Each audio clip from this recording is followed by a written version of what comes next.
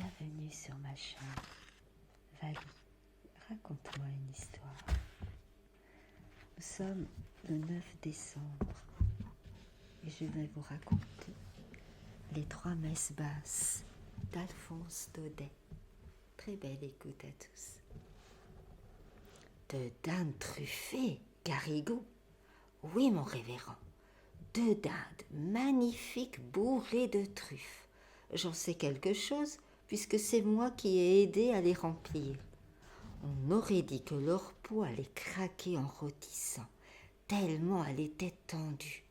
Jésus-Maria, moi qui aime tant les truffes, donne-moi vite mon surplis, Garrigou. Et avec les dindes, qu'est-ce que tu as encore aperçu à la cuisine? Oh, toutes sortes de bonnes choses. Depuis midi, nous n'avons fait que plumer des faisans, des huppes, des gelinottes, des coqs de bruyère. La plume en volait partout. Puis de l'étang, on a apporté des anguilles, des carpes dorées, des truites, des... Grosses comment les truites, Garrigou? Grosses comme ça, mon révérend, énormes. Oh Dieu, il me semble que je les vois. As-tu mis le vin dans les burettes? Oui, mon révérend, j'ai mis le vin dans les burettes. Mesdames, il ne vaut pas celui que vous boirez tout à l'heure en sortant de la messe de minuit. Si vous voyez cela dans la salle à manger du château, toutes ces carafes qui flambent, pleines de vin de toutes les couleurs, et la vaisselle d'argent, les surtout ciselés, les fleurs, les candélabres. Jamais il ne se sera vu un réveillon pareil. Monsieur le marquis a invité tous les seigneurs du voisinage. Vous serez au moins 40 à table, sans compter le bailli ni le tabellion. Ah, vous êtes bien heureux d'en être, mon révérend. Rien que d'avoir flairé ces belles dindes, l'odeur des truffes me suit partout. Allons, mon enfant, gardons-nous du péché de gourmandise, surtout la nuit de la nativité. Va bien vite allumer des cierges et sonner le premier coup de la messe, car voilà que minuit est proche et il ne faut pas nous mettre en retard.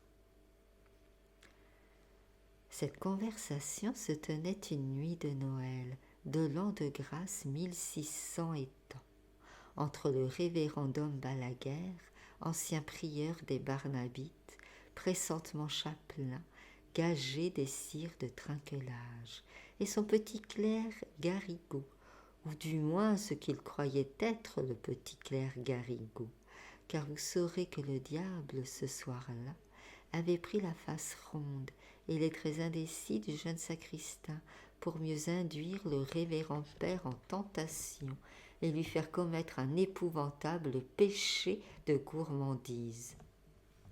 Donc, pendant que le soi-disant Garrigou faisait à tour de bras carillonner les cloches de la chapelle seigneuriale, le révérend achevait de revêtir sa chasuble dans la petite sacristie du château.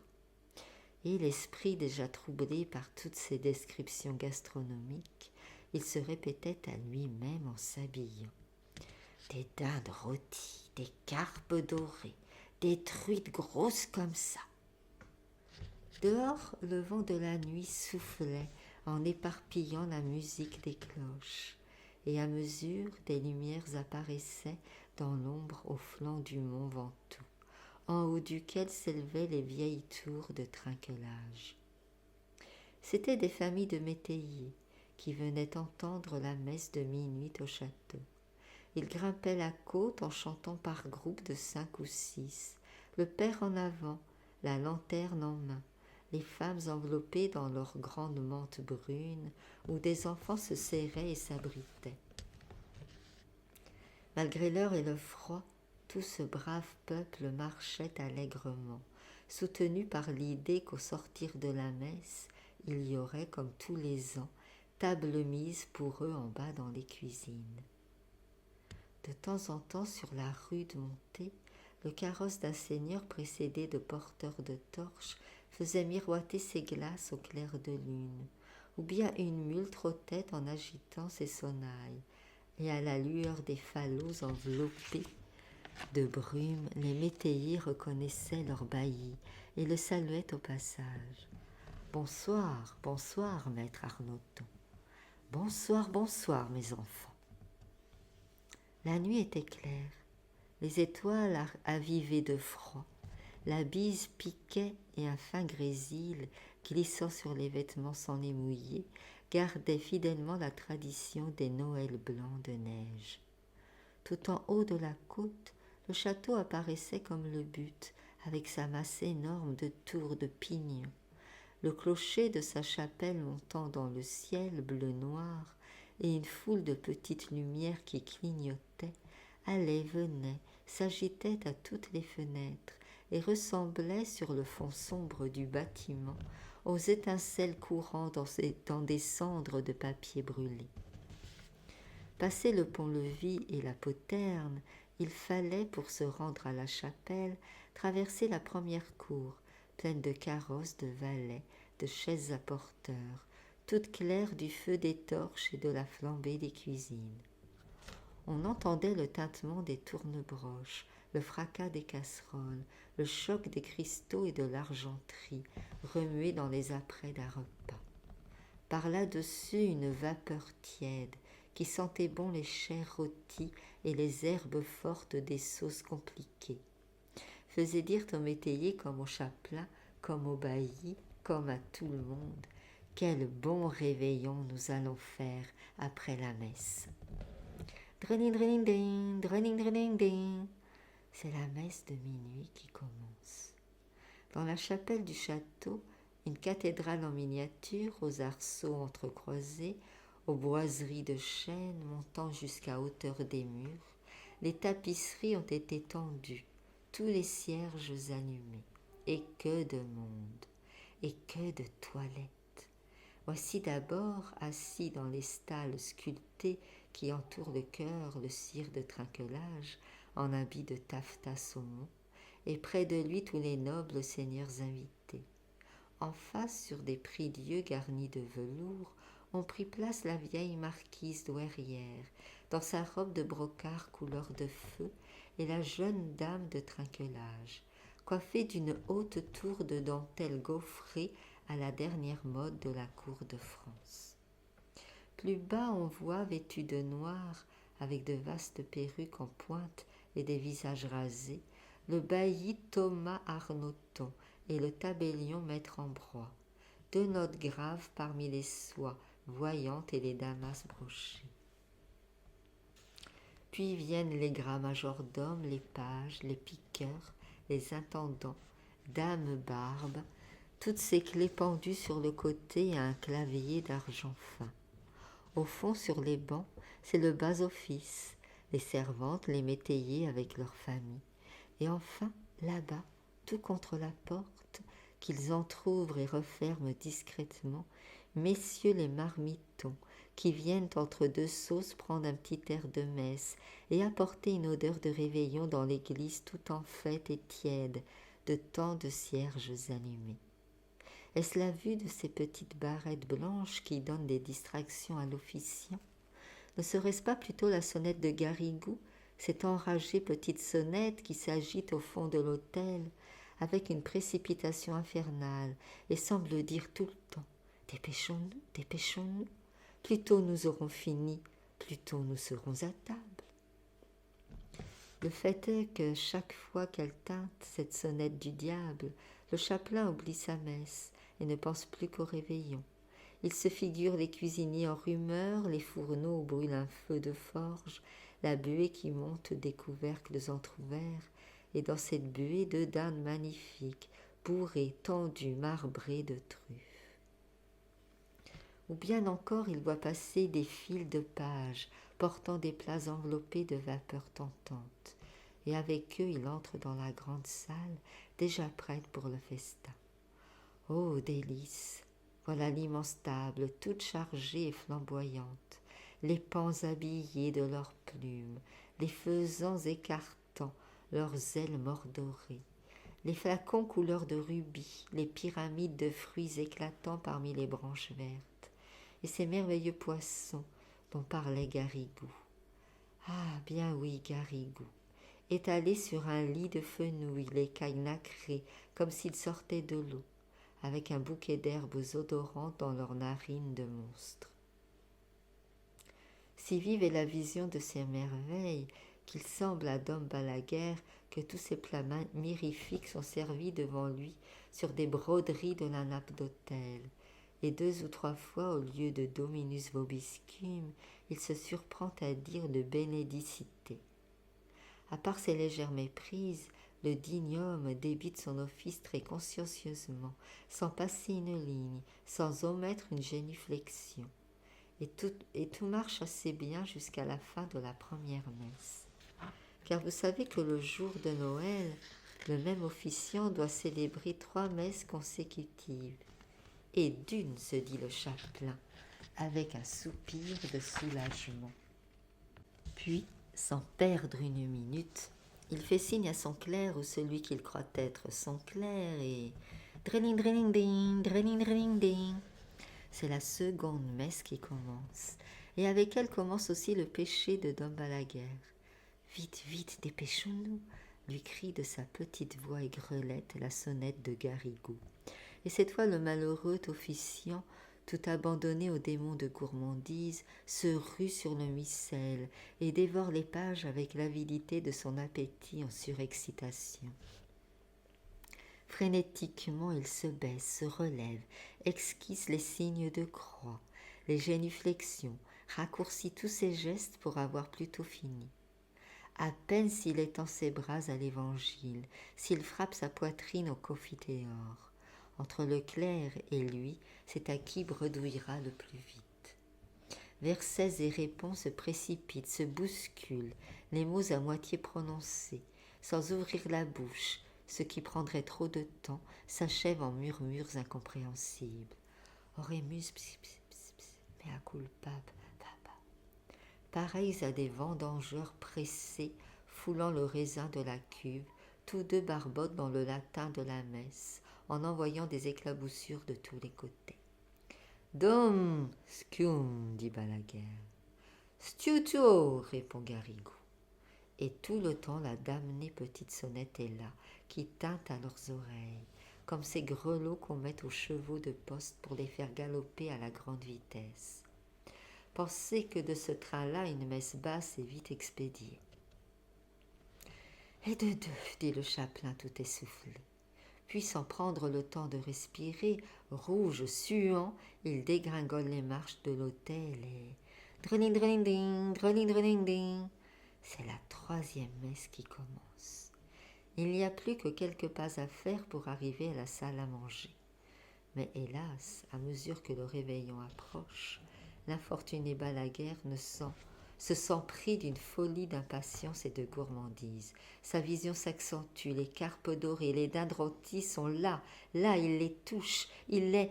Oh Dieu, les plats fument, les vins embaument, et secouant son grelot enragé, la petite sonnette lui crie « Vite, vite, encore plus vite !» Mais comment pourrait-il aller plus vite ?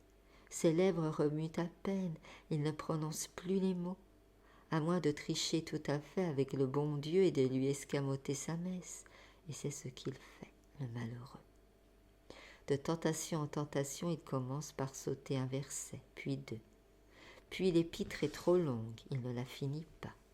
Effleure l'évangile, passe devant le credo sans entrer, saute le pater, salue de loin la préface, et par bonds et par élans se précipite ainsi dans la damnation éternelle, toujours suivi de l'infâme Garrigou, va des rétro Satanas, qui le seconde avec une merveilleuse entente, lui relève sa chasuble, tourne les feuillets 2 par 2, bouscule les pupitres, renverse les burettes, et sans cesse secoue la petite sonnette de plus en plus fort, de plus en plus vite. Il faut voir la figure effarée que font tous les assistants. Obligés de suivre à la mimique du prêtre cette messe dont ils n'entendent pas un mot, les uns se lèvent quand les autres s'agenouillent, s'asseyent quand les autres sont debout, et toutes les phrases de ce singulier office se confondent sur les bancs dans une foule d'attitudes diverses. L'étoile de Noël, en route dans les chemins du ciel là-bas, vers la petite étable, pâlit d'épouvante en voyant cette confusion. « L'abbé va trop vite, on ne peut pas suivre, » murmure la vieille douairière en agitant sa coiffe avec égarement. Maître Arnoton, ses grandes lunettes d'acier sur le nez, cherche dans son paroissien où diantre on peut bien en être. Mais au fond, tous ces braves gens qui eux aussi pensent à réveillonner ne sont pas fâchés que la messe aille ce train de poste. Et quand Dom Balaguère, la figure rayonnante, se tourne vers l'assistance en criant de toutes ses forces « Ite missa est !» il n'y a qu'une voix dans la chapelle pour lui répondre un « Deo gratias !» si joyeux, si entraînant, qu'on se croirait déjà à table au premier toast du réveillon. 5 minutes après, la foule des seigneurs s'asseyait dans la grande salle, le chapelain au milieu d'eux. Le château, illuminé de haut en bas, retentissait de chants, de cris, de rires, de rumeurs, et le vénérable Dom Balaguère plantait sa fourchette dans une aile de gelinotte, noyant le remords de son péché sous des flots de vin du pape et de bons jus de viande. Tant il but et mangea, le pauvre saint homme, qu'il mourut dans la nuit d'une terrible attaque, sans avoir eu seulement le temps de se repentir. Puis au matin, il arriva dans le ciel encore tout en rumeur des fêtes de la nuit, et je vous laisse à penser comment il y fut reçu. « Retire-toi de mes yeux, mauvais chrétien, » lui dit le souverain juge, notre maître à tous. « Ta faute est assez grande pour effacer toute une vie de vertu. Ah, tu m'as volé une messe de nuit. Eh bien, tu m'en paieras 300 places, et tu n'entreras en paradis que quand tu auras célébré dans ta propre chapelle ces 300 messes de Noël, en présence de tous ceux qui ont péché par ta faute et avec toi. » Et voilà la vraie légende de Dom Balaguère, comme on la raconte au pays des Olives. Aujourd'hui, le château de Trinquelage n'existe plus, mais la chapelle se tient encore droit tout en haut du Mont Ventoux, dans un bouquet de chênes verts. Le vent fait battre sa porte disjointe. L'herbe encombre le seuil. Il y a des nids aux angles de l'autel et dans l'embrasure des hautes croisées, dont les vitraux coloriés ont disparu depuis longtemps.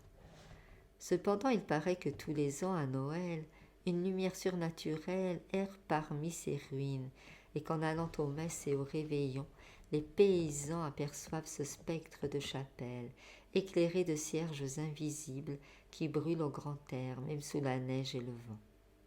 Vous en rirez si vous voulez, mais un vigneron de l'endroit, nommé Garrigue, sans doute un descendant de Garrigou, m'a affirmé qu'un soir de Noël, se trouvant un peu en ribote, il s'était perdu dans la montagne du côté de Trinquelage, et voici ce qu'il avait vu.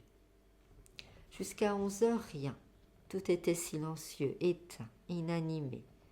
Soudain, vers minuit, un carillon sonna tout en haut du clocher, un vieux carillon qui avait l'air d'être à 10 lieues. Bientôt, dans le chemin qui monte, Garrigue vit trembler des feux, s'agiter des ombres indécises. Sous le porche de la chapelle, on marchait, on chuchotait. « Bonsoir, maître Arnoton. Bonsoir, bonsoir, mes enfants. » Quand tout le monde fut entré, mon vigneron, qui était très brave, s'approcha doucement et regardant par la porte cassée un singulier spectacle. Tous ces gens qu'il avait vus passer étaient rangés autour du chœur dans la nef en ruine, comme si les anciens bancs existaient encore. De belles dames en brocart avec des coiffes de dentelle, des seigneurs chamarrés du haut en bas, des paysans en jaquettes fleuries ainsi qu'en avaient nos grands-pères, tous l'air vieux, fanés, poussiéreux, fatigués. De temps en temps, des oiseaux de nuit, hôtes habituels de la chapelle, réveillés par toutes ces lumières, venaient rôder autour des cierges, dont la flamme montait droite et vague, comme si elle avait brûlé derrière une gaze. Et ce qui amusait beaucoup Garrigue, c'était un certain personnage, à grandes lunettes d'acier, qui secouait à chaque instant sa haute perruque noire sur laquelle un de ces oiseaux se tenait droit tout empêtré en battant silencieusement des ailes.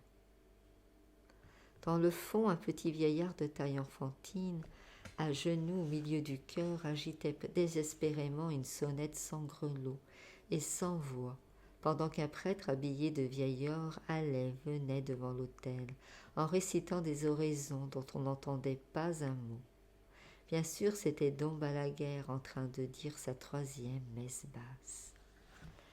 Voilà, j'espère que ce conte vous a plu. Je vous remercie par avance de liker, partager, commenter et de vous abonner. Quant à moi, je vous souhaite une très belle soirée, une très belle nuit et je vous dis à demain.